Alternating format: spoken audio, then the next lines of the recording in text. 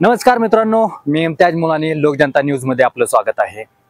आपण आज आगळा वेगळा एपिसोड घेऊन आलेला आहे। एक थोडक्यात आपण एक विषयाचं विश्लेषण करणार आहे की कोण करेल येणाऱ्या विधानसभेमध्ये कोणाला मदत, कोण करेल कोणाला मदत।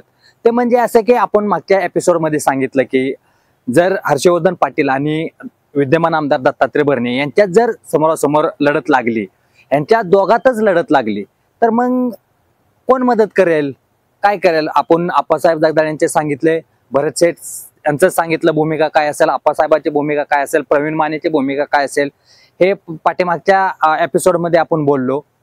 परंतु या इंदापूर तालुक्यामध्ये अनेक घटक पक्ष आहेत, छोट्या छोट्या संघटना आहेत। छोट्या म्हणता येणार नाहीत, त्यांच्यासाठी त्या मोठ्याच आहेत, परंतु पाहिलं तर एकंदरीत पाहिलं तर त्या संघटनेचं बी कार्य या इंदापूर तालुक्यामध्ये जोरात आहे। ते म्हणजे पहिल्यांदा आपण घेऊया बहुजन मुक्ती पार्टी। बहुजन मुक्ती पार्टीचे राष्ट्रीय महासचिव ॲडव्होकेट राहुल मकरे यांची भूमिका आपल्याला या विधानसभेमध्ये महत्त्वाची असणार आहे, कारण त्यांचाही एक त्यांना मानणारा वर्ग आहे। त्यांच्या बी एक पीडितांना, गोरगरिबांना, शोषितांना न्याय मिळवून देण्याचे काम त्यांनी केलेलं आहे। त्यामुळे इंदापूर तालुक्यात त्यांचीही संघटना जोरदार प्रमाणात काम करत आहे। दुसरं म्हणजे महाराष्ट्र रिपब्लिकन पक्ष। महाराष्ट्र रिपब्लिकन पक्षाचे संस्थापक अध्यक्ष संजय सोनवणे यांची भूमिका या विधानसभेच्या निवडणुकीमध्ये महत्त्वाची ठरणार आहे।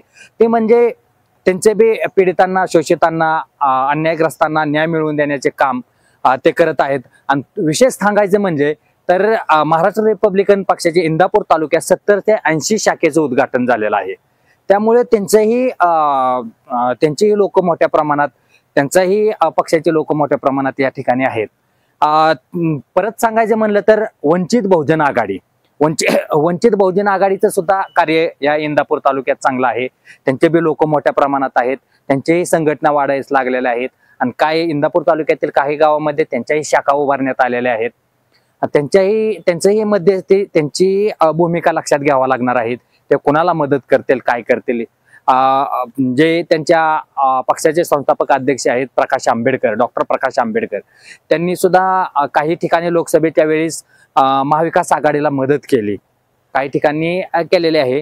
परंतु आता ह्या विधानसभेला ते कोणाला, इंदापूर तालुक्यातील त्यांचे लोक आहेत, कोणाला मदत करतील हे त्यांच्यावरती आहे। त्यांची भूमिका काय असेल हे ते ठरवतील।